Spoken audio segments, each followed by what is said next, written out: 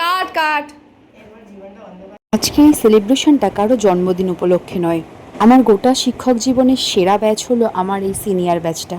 সেরা বলার একের অধিক কারণ আছে, এই একটা ভিডিওর মধ্যে সেই সব কারণগুলো বলে ওঠা হবে না।